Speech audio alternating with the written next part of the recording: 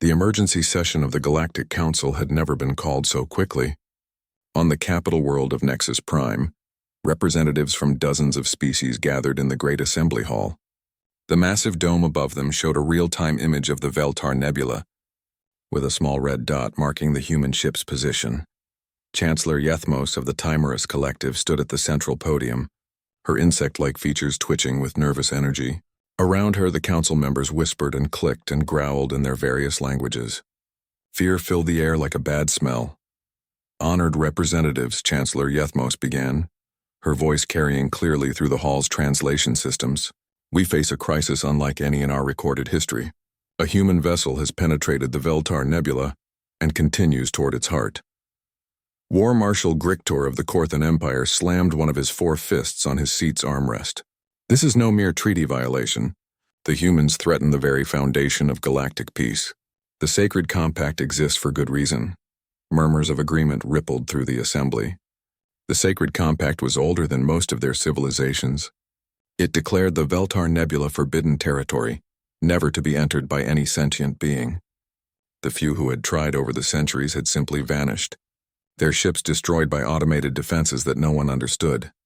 What disturbs me more, Chancellor Yethmos continued, is that the ancient defenses appear to be inactive. Our monitoring stations report no weapons fire, no energy discharges. The human ship moves freely through space that should be its grave. A representative from the Zephyrian Confederacy stood up, his blue skin shimmering under the chamber's lights. Perhaps their defenses have finally failed after all these millennia? Impossible, War Marshal Grictor growled. Our ancestors tested those defenses for 1,000 years. They never weaken, never fail. They respond to any ship larger than a probe with immediate destruction. Ambassador Kevinal from the Crystal Hegemony spoke in his ringing, musical voice. Then we must ask the uncomfortable question, why do they not respond to humans? The chamber fell silent. It was a question no one wanted to consider, because the possible answers were too frightening to think about. Meanwhile, aboard the Indomitable, Captain Jiho Kim studied the latest sensor readings with growing confusion. They had been traveling through the nebula for 2 hours now, and not only had they encountered no defenses, but their instruments were picking up something else entirely. Captain, Dr. Hyunwoo Lee called from his science station. I'm detecting structures in the nebula. Massive ones. Jiho walked over to look at the display. What he saw made his breath catch. Scattered throughout the purple clouds were geometric shapes, perfect spheres, crystalline formations, and things that looked almost like buildings floating in space. How big are they? He asked. The smallest ones are about the size of a city, Dr. Lee replied, his voice filled with wonder. The largest, Captain? Some of these structures are bigger than Earth's moon. Lieutenant Commander Mira Seo joined them, her tactical training making her see threats where the scientists saw wonders. Are they weapons? Defense platforms? I don't think so, Dr. Lee said slowly. The energy signatures are all wrong for weapons. They look more like habitats, places where people could live. People? Jiho asked. What kind of people build cities in the middle of a nebula? Before Dr. Lee could answer, communications specialist Nyon Cho spoke up urgently. Captain, I'm getting something strange on the communication channels. It's not the distress signal. This is something else. Put it through, Jiho ordered. The bridge filled with a sound none of them had heard before. A deep, melodious tone that seemed to come from everywhere at once. It rose and fell like music, but there was something underneath it.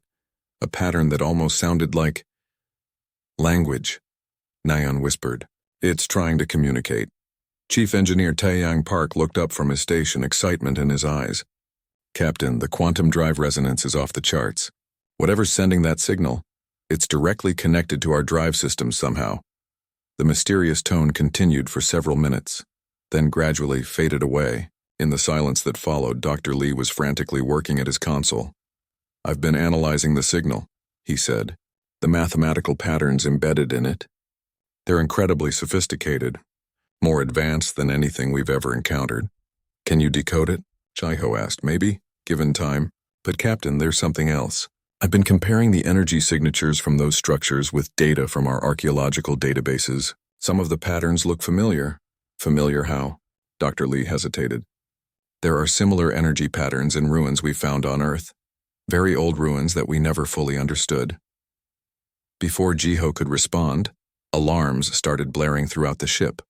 Mira rushed to her tactical station as warning lights flashed red. "Multiple contacts approaching," she announced. 20, no, 30 ships coming fast from behind us. On the main screen, space lit up with engine flares as alien vessels dropped out of faster-than-light travel. Jiho recognized the angular designs of Korthan warships and the flowing curves of Timaris vessels. There were others, too, species he didn't immediately recognize. "They're surrounding us," Mira reported, full battle formation. Admiral Vextal's face appeared on the main screen again, this time flanked by other alien commanders. His expression was grim. "Human vessel, this is your final warning. You will power down your engines and submit to escort out of this region. Any resistance will be met with force." Jiho stepped forward, keeping his voice calm despite the tension. "Admiral, we are still searching for the source of the distress signal. There are human lives at stake. There are no human lives in the Veltar Nebula." War Marshal Grichter's voice came from off-screen. "There cannot be. The defenses prevent all entry." "Then explain this," Nyan said, playing the mysterious signal they had just received. The effect on the alien commanders was immediate and dramatic. Admiral Vextal's scaled face went pale, while the Timaris representative began making rapid clicking sounds of distress. Other alien voices could be heard in the background, all speaking in urgent, frightened tones. "Where did you get that signal?" Admiral Vextal demanded. "We just received it," Jiho replied. "What does it mean?" "Do you recognize it?" The aliens exchanged looks that spoke of deep, ancient fears. Finally, Chancellor Yethmos spoke, her voice barely above a whisper. "That signal, it matches fragments found in our oldest archives. Records from before our civilization achieved spaceflight. Records we thought were myths." "What kind of myths?" Dr. Lee asked, his scientific curiosity overcoming the tense situation. War Marshal Grichtor answered reluctantly. "Stories of the predecessors, the ones who came before. Our legends say they built the great works and seeded life among the stars before disappearing into the void." "Legends," Admiral Vextal added firmly. "Nothing more than primitive stories to explain what our ancestors couldn't understand." But Jiho could see doubt in the alien commander's eyes. "And fear." "Captain," Taeyang called out, his voice tight with worry. "The quantum drive resonance is spiking again. Something big is powering up out there." On the long-range sensors, energy readings began climbing throughout the nebula.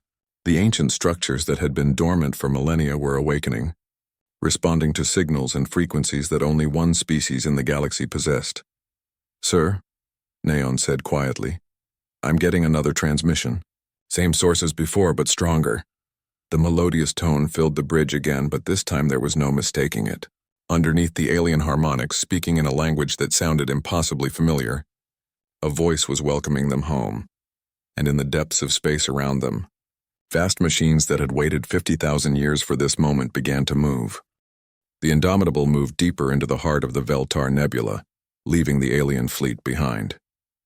Admiral Vextal had ordered his ships to maintain their distance after the ancient structures began showing energy readings that scared even his most experienced officers. Whatever was waking up in the nebula was far beyond their understanding.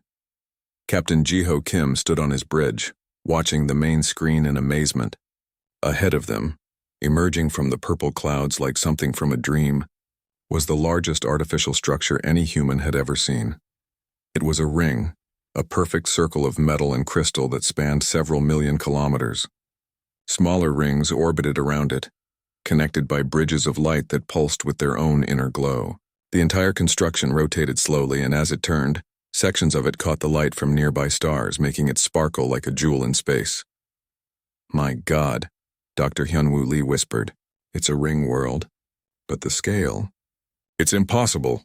Impossible or not, it's there," Lieutenant Commander Mira Seo said, checking her instruments. "And it's definitely artificial. The construction is too perfect to be natural." Chief Engineer Taeyang Park was staring at his readings with wide eyes. "Captain, the quantum drive isn't just resonating anymore.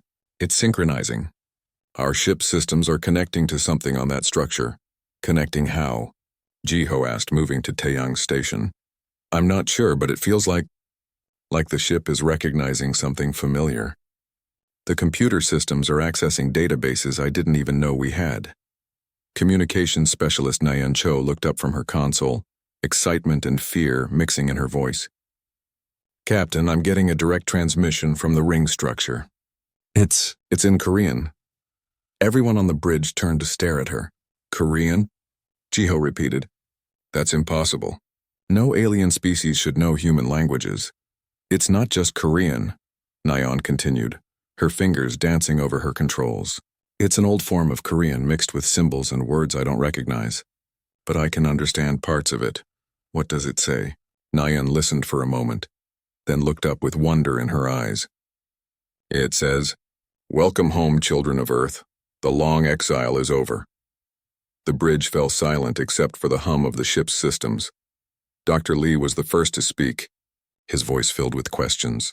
"Children of Earth? Exile? What does that mean?" Before anyone could answer, the ship's AI spoke in its calm, mechanical voice. "Captain, I am receiving data downloads from an external source. The information appears to be historical records and technical specifications. Some of the technology described is far in advance of our current capabilities." "Show me," Jiho ordered. The main screen changed, displaying images and text that scrolled by too fast for human eyes to follow. But certain parts stood out, star maps showing the entire galaxy, technical diagrams of ships and weapons beyond anything humans had ever built, and historical records that made no sense. "According to this data," the AI continued, "humanity did not originate on Earth. The planet served as a colony world for refugees fleeing a galactic catastrophe approximately 50,000 years ago." "That's impossible," Mira said firmly. "Human archaeology shows clear evolutionary development on Earth going back millions of years." Dr. Lee was studying the data more carefully, his face growing pale. "Actually, there have always been gaps in the fossil record. Sudden jumps in human development that we couldn't explain, and some of our oldest archaeological sites show technology that shouldn't have existed." "You're saying ancient humans had space travel?" Jiho asked. "Not ancient humans," the AI corrected. "According to these records, the humans who colonized Earth were survivors of an advanced galactic civilization. They deliberately reduced their technology level and seeded primitive colonies across multiple worlds to ensure the species' survival." The implications of this statement hung in the air like a physical weight. Taiyang was the first to break the silence. "If that's true, then what happened to the original civilization? Why did they need to flee?" The AI's response was chilling. "The records indicate an invasion by entities identified as devourers, extragalactic machine intelligences that consume stellar energy and organic matter. The original human civilization was destroyed fighting them." "And the other species in the galaxy?" Dr. Lee asked quietly. "The data suggests that many current galactic species were originally created or uplifted by humanity. They were designed as assistants, soldiers, and caretakers for various projects." Jiho felt his world shifting around him. Everything they thought they knew about humanity's place in the galaxy was wrong. They weren't newcomers struggling to find their place among older, wiser species. They were the children of the galaxy's former masters returning after 50,000 years of exile. "Captain," Nayan said urgently, "the transmission is changing. Something's calling itself Guardian Sejong. It wants to speak with you directly." "Put it through," Jiho ordered. The voice that filled the bridge was clearly artificial, but it spoke with warmth and what sounded like genuine emotion. It used perfect modern Korean, as if it had been listening to human communications for years. "Captain Kim, I am Guardian Sejong, artificial intelligence of Arc Station Hanbit. I have waited so long for this moment, for humanity's children to return home." "Guardian," Jiho said carefully, "we're receiving information that seems difficult to believe. Are you claiming that humans built this place?" "Not just this place, Captain. Your ancestors built much of what the current galactic species consider ancient and mysterious. The network of stations throughout the nebula, the defensive systems that have protected this region for millennia, the genetic templates that gave rise to most current intelligent species, all of it was humanity's legacy." Mira stepped forward, her military training making her ask the hard questions. "If humans were so advanced, why are we just now returning? Where have we been for 50,000 years? Guardian Sejong's response carried sadness. "Your ancestors made the ultimate sacrifice. To save the galaxy from the devourers, they chose exile and technological regression. Small groups of humans scattered to primitive worlds, abandoning their advanced civilization to become simple farmers and hunters. They hoped that one day when the galaxy was safe, their descendants would rediscover their heritage. And the other species? Dr. Lee asked. The ones you say humans created? They were programmed with genetic loyalty to humanity, but also with independence and the capacity for growth. When the humans disappeared, they developed their own civilizations, but the deep programming remained. That is why the alien fleets outside fear you so much. Not hatred, but ancient reverence and the terror of disappointing their creators. Jiho looked around his bridge at his crew's stunned faces. Guardian, are you saying that the alien species out there are basically human creations? The Korthan were designed as security forces and soldiers. The Temeris as researchers and scientists. The Zephyrians as explorers and diplomats. Dozens of other species, each with specific purposes, all carrying human genetic templates in their DNA. Taeyang's console suddenly lit up with new readings. Captain, the station is downloading massive amounts of data into our systems. Ship blueprints, weapon designs, manufacturing protocols. This technology is centuries ahead of anything we have. The galaxy faces the same threat that drove your ancestors into exile, Guardian Sejong continued. Deep space monitoring systems have detected the approach of Devourer scout ships. They return after 50,000 years, and this time there may be no escape. What are you asking of us? Jiho said. I am asking you to reclaim your birthright, Captain Kim, to take command of humanity's ancient technology and lead the galaxy's species in the war that is coming. They were created to serve humanity, and in serving you, they will find their greatest purpose. On the tactical display, Mira watched as energy signatures throughout the nebula continued to grow stronger. Ancient machines were awakening after millennia of sleep, responding to the presence of their creator's children. Outside the ship, Admiral Vextal's fleet maintained its nervous watch. The Korthan admiral found himself fighting against instincts he didn't understand. Part of him wanted to destroy the human ship for violating sacred space, but a deeper part, something written into his very genes, whispered that he should kneel before these returned masters. The galaxy was about to learn that its history was a lie, and its future depended on accepting a truth that would change everything. The transformation of the Indomitable began immediately. Captain Jiho Kim watched in amazement as Guardian Sejong's ancient systems reached into his ship's computers and started changing everything. Report, he called to his crew as lights flickered and new displays came to life all around the bridge. Chief Engineer Taeyang Park was frantically trying to keep up with the changes happening in his engine room. Captain, the quantum drive is being completely rebuilt at the molecular level. The ship's hull is incorporating new materials I've never seen before, and the power output. We're generating 10 times more energy than before. Weapon systems are upgrading too, Lieutenant Commander Mira Seo added, staring at her tactical display in disbelief. I'm seeing weapon types that aren't in any manual, something called plasma lances and gravitational disruptors. The targeting computers are interfacing with systems throughout the nebula. Dr. Hyunwoo Lee was studying the flood of historical data still pouring into their databases. Captain, I'm finding records of other human colonies. Earth wasn't the only refuge world. There were dozens of them scattered across the galaxy, all with humans who had their memories wiped and their technology removed. Where are they now? Jiho asked. Most failed over time. Environmental disasters, wars, disease. Earth was one of the few colonies that survived and thrived. According to this data, there might be 3 or 4 other human populations left, but they're all at primitive technology levels. Communications specialist Nyan Cho suddenly went rigid at her station. Captain, I'm detecting massive energy signatures at the edge of the solar system. Something big is coming out of faster-than-light travel. The alien fleets? Mira asked. No, this is different. Much bigger. Nyan's voice was tight with worry. Guardian Sejong, are you reading this? The artificial intelligence's voice filled the bridge again, but this time it carried urgent concern. I am indeed reading it, Specialist Cho. Those are Devourer scout ships. They have found us sooner than expected. On the main screen, space began to shimmer and twist as massive objects dropped out of hyperspace. What emerged made everyone on the bridge fall silent. The ships were enormous, each one larger than a space station, and they looked like they had been grown rather than built. Their hulls were black metal that seemed to absorb light, and they moved with a fluid grace that was somehow horrible to watch. How many? Jiho asked quietly. 12 scout ships, Guardian Sejong replied. If they follow their previous patterns, they will report back to the main fleet before beginning their consumption of this star system. We have perhaps 6 hours before they start draining the sun. 6 hours? Taiyang looked up from his console in shock. They can drain a star in 6 hours? The Devourers are not interested in conquest or territory, Guardian Sejong explained. They consume energy and organic matter for fuel, then move on to the next system. An entire star system can be stripped bare in less than a day.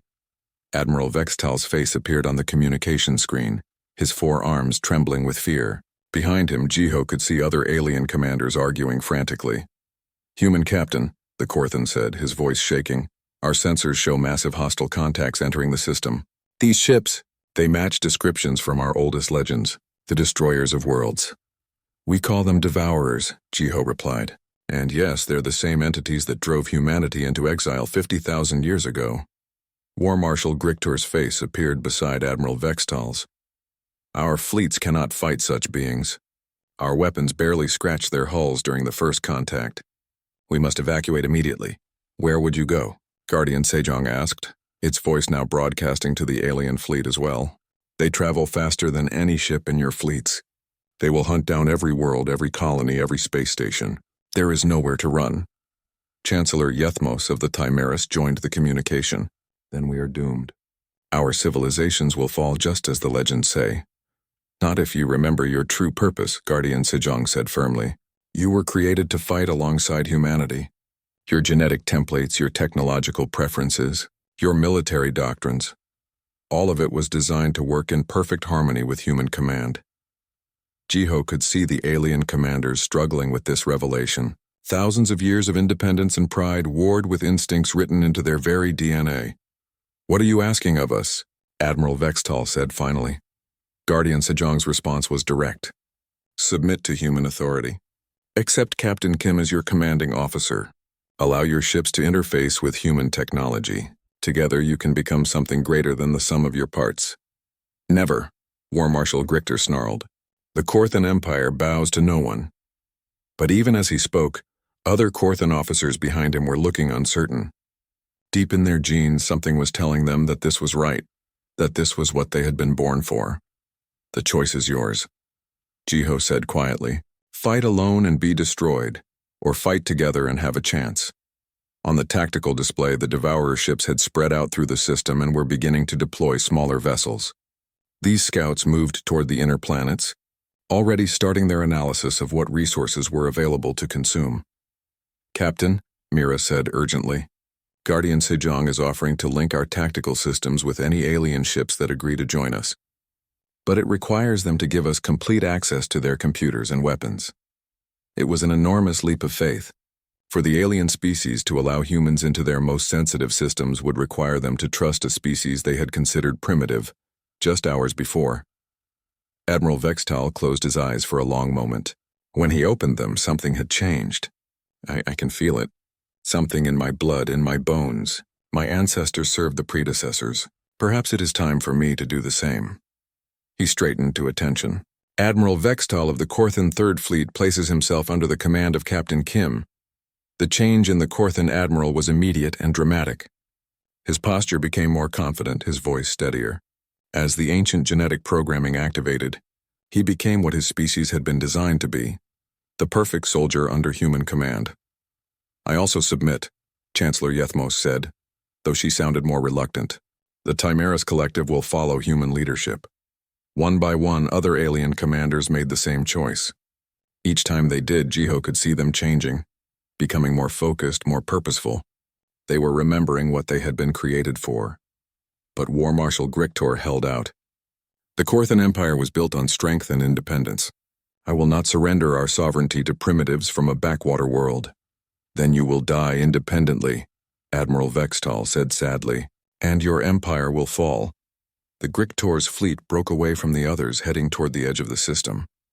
They would try to escape to warn other Korthan worlds, but Jiho doubted they would make it. The Devourers were too fast, too efficient. "Guardian Sejong," Jiho said, "link us with the fleets that agreed to join us. What can our combined forces do against 12 Devourer ships?" "Individually, nothing," the AI replied. "But together, with human tactical genius guiding alien specializations and ancient technology amplifying modern courage? Perhaps enough. The ship's systems finished their transformation, and suddenly Jiho could feel the presence of every allied vessel in the fleet. Their sensors became his sensors, their weapons responded to his thoughts. For the first time in 50,000 years, humans and their created species were working as one. The battle for the galaxy was about to begin, and humanity had finally come home. The combined fleet moved as one organism through space, their individual ships now connected by streams of data that flowed faster than thought. Captain Jiho Kim stood on the bridge of the transformed Indomitable, feeling the presence of 60 alien vessels as if they were extensions of his own body. Battle formation, he commanded, and instantly the fleet arranged itself in complex patterns that no single species could have managed alone. Korthan heavy cruisers formed the front line, their massive weapons powered by technology that Guardian Sejong had activated. Timaeus science vessels took position behind them, their sensors creating a detection net that could track targets across light years. Other alien species filled specialized roles that their creators had designed them for millennia ago. Lieutenant Commander Mira Seo was coordinating the tactical display, her human intuition now enhanced by alien processing power. The Devourer ships are moving toward the inner planets. 12 main vessels, each one about 50 kilometers long. They're deploying harvester drones to start stripping the worlds.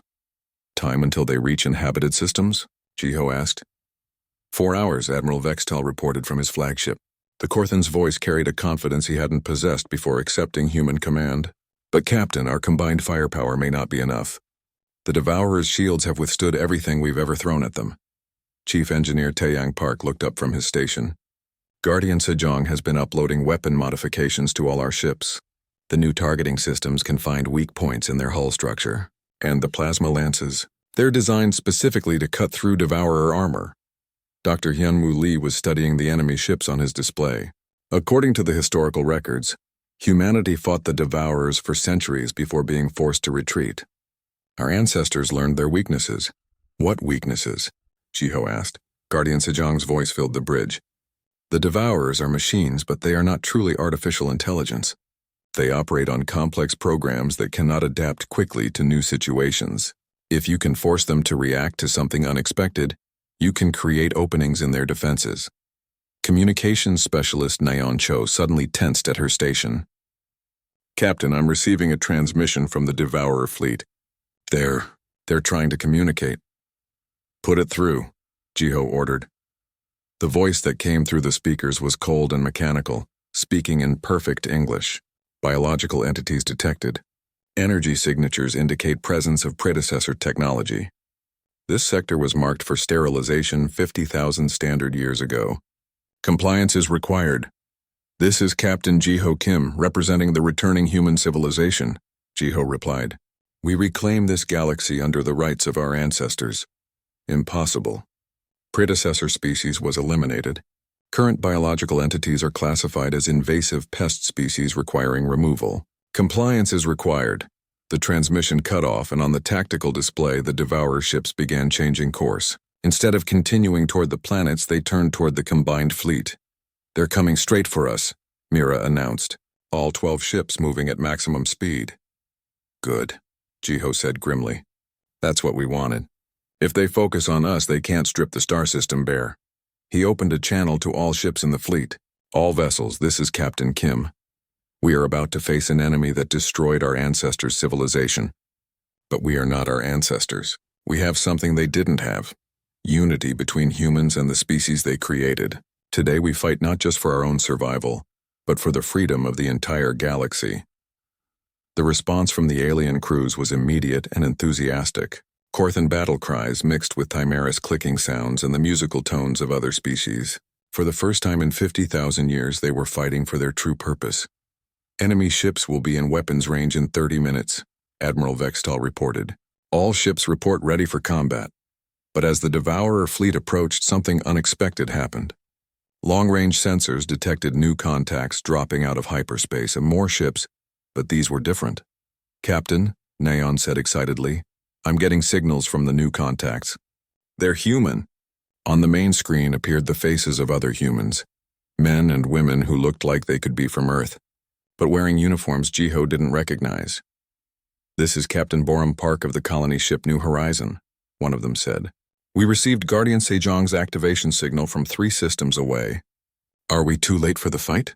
More human ships appeared on sensors, vessels from the few other surviving human colonies that Guardian Sejong had awakened. They were primitive compared to the transformed Indomitable, but they carried crews ready to fight for their species' survival. "Never too late," Jiho replied. "Guardian Sejong, can you upgrade their ships like you did ours?" "Partial upgrades only," the AI responded. "But every human presence amplifies the effectiveness of the alien vessels. The genetic programming responds more strongly when multiple human commanders are present." The battle began at maximum range, with plasma lances and gravitational disruptors firing across millions of kilometers of space. The Devourer ships responded with energy beams that could cut through asteroids, but for the first time in their long history, they faced organized resistance. "Their shields are adapting," Mira called out as the first wave of attacks struck home. "But slowly, we're getting through." The combined fleet used tactics that no single species could have managed. Korthan ships served as heavy hitters, absorbing damage while dealing out massive firepower. Tamaris vessels used their advanced sensors to guide targeting for the entire fleet. Human ships coordinated everything, their captain's intuition finding patterns and opportunities that pure logic would miss. "Focus fire on the lead ship," Jiho commanded. "All ships pour everything you have into their forward sections." The concentrated firepower of 60 ships struck the Devourer vessel simultaneously. Its shields flared and sparked, then collapsed entirely. Secondary explosions rippled along its hull as plasma lances cut deep into its core systems. "First enemy ship is down," Admiral Vextal announced, his voice filled with amazement. "Repeat, first Devourer is destroyed." But the victory came at a cost. 3 Korthan cruisers had been destroyed in the exchange, and several other ships were badly damaged. 11 ships remaining, Mira reported. "But they're changing tactics. They're trying to surround us." The battle continued for hours, with the combined fleet using hit-and-run tactics to avoid being trapped by the larger Devourer ships. Gradually, the alien crews began to understand something that filled them with hope. They were winning. For the first time in recorded history, the unstoppable Devourers were being stopped. "Captain," Dr. Lee called out, "Guardian Sejong is detecting more Devourer signals at the edge of the galaxy. This is just the advance force. The main fleet is coming." "How many?" Jiho asked. "Thousands of ships," Guardian Sejong replied. "But you have proven something important today. Humans and their created species working together can defeat the Devourers. This victory will inspire others throughout the galaxy." As the last of the 12 scout ships was destroyed, Jiho opened a channel to all surviving vessels. "Today, we have won the first battle in a war that will determine the fate of the galaxy," he announced. "But this is only the beginning. We must return to our worlds, upgrade our fleets, and prepare for what is coming. The Devourers may have superior technology, but we have something they will never understand. The bond between creators and their children. Fighting for the freedom of all." The response from the alien crews was overwhelming. They had found their purpose again, and they would not abandon it. As the fleet began its journey back to inhabited space, carrying news of humanity's return and proof that the ancient enemy could be defeated, the galaxy prepared for the greatest war in its history. But for the first time in 50,000 years, there was hope. The children of Earth had come home, and they were not alone. Thanks for you. Captain Jiho Kim stood on the bridge of the UES Indomitable, watching the swirling purple clouds of the Veltar Nebula grow larger on the main screen. The massive warship cut through space like a silver knife, its engines humming with power. Behind him, his crew worked at their stations with quiet focus. "How much farther to the signal source?" Jiho asked, not taking his eyes off the view ahead. Lieutenant Commander Mirasio checked her tactical display. "About 6 hours at current speed, Captain. But we're getting close to the Forbidden Zone boundary." Jiho nodded. He knew the risks. The Veltar Nebula was off-limits to all ships by order of the Galactic Council. No one was supposed to enter these purple clouds of gas and cosmic dust.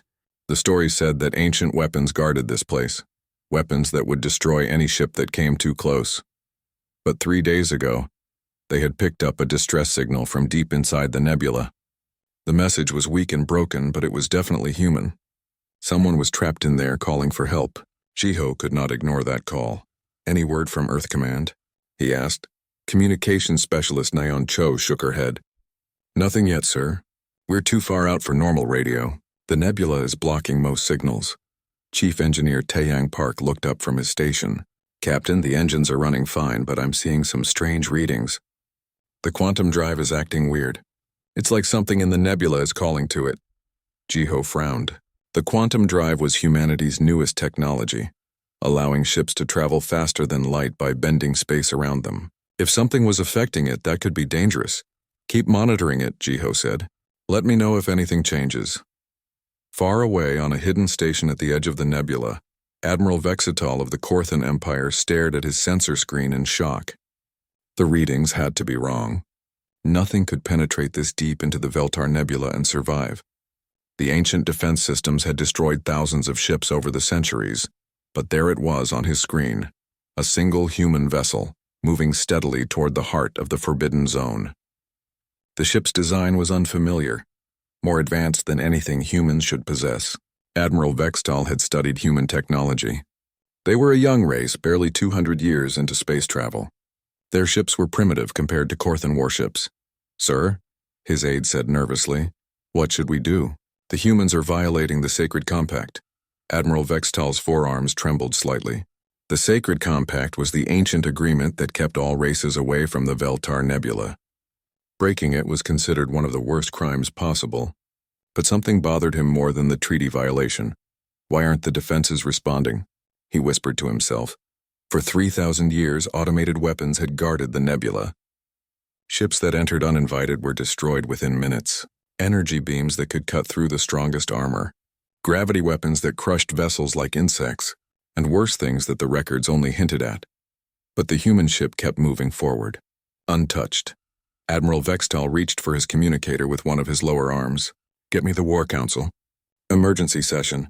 And contact the Timorous Collective. They need to know about this. On the Indomitable, Dr. Hyunwoo Lee was studying readings from the ship's science sensors. As the mission's expert on ancient civilizations, he had volunteered to come along when they detected the distress signal. Now he was seeing things that made no sense. Captain, he called out, his voice excited. You need to see this. Jiho walked over to the science station. What is it, Doctor? Dr. Lee pointed at his screen, which showed energy patterns flowing through the nebula. These readings don't match anything in our databases. The energy flows look almost like circuit patterns, as if the entire nebula is some kind of massive machine. A machine? Mira asked, joining them. How big would that be? The nebula is 12 light-years across, Dr. Lee said quietly. If this is artificial, it would be the largest construction project in known history. Jiho felt a chill run down his spine. Humans had only been in space for 2 centuries. They had met a few other alien races, but none of them had technology on this scale. Who could build something this massive? Sir, Nayeon called out urgently. I'm getting multiple signals. Someone's trying to contact us. Put it through, Jiho ordered. The main screen flickered, then showed 3 different alien faces. Jiho recognized them from his diplomatic training. A Korthan admiral with his 4 arms and scaled skin, a Thimaris chancellor with her insect-like features, and a third alien he didn't know. The Korthan spoke first, his voice deep and threatening. Human vessel, you are in violation of galactic law. Leave this space immediately or face destruction. The Thimaris chancellor's voice was higher, more nervous. The Veltar Nebula is forbidden to all beings. Your presence here threatens the safety of the galaxy. The third alien, who looked like a living crystal formation, simply said, Turn back now. Some boundaries must not be crossed. Jiho straightened his uniform and stepped forward. This is Captain Jiho Kim of the United Earthship Indomitable. We are responding to a distress signal from this region. We have no intention of violating your laws, but we cannot abandon people in need. There are no people in the nebula, the Korthan admiral snapped. No one has entered that space and lived for 3,000 years. Then how do you explain this? Nayeon played the distress signal for them. The broken message filled the bridge, clearly human voices calling for help. The 3 aliens looked shocked. They whispered among themselves in their own languages before the Thimaris chancellor spoke again. Impossible. The defenses would have destroyed any ship long before it could send that signal. What defenses? Jiho asked, but the aliens had already cut the transmission. Taeyang looked up from his engineering station, his face pale. Captain, the quantum drive resonance is getting stronger. Whatever's in there, it's definitely reacting to us. Distance to the signal source? Jiho asked. 4 hours, Mira replied. But sir, if what those aliens said is true about the defenses, we keep going, Jiho said firmly. If there are humans in trouble, we don't abandon them. No matter what. Outside the ship, the purple clouds of the nebula seemed to pulse with their own inner light. Deep within its heart, ancient systems that had slept for 50,000 years were beginning to wake up. They had been waiting so long for the right signal, the right genetic pattern, the right quantum signature. And now, finally, their creator's children had come home. The galaxy was about to learn that some secrets were bigger than anyone imagined, and some species were far older than their history books claimed.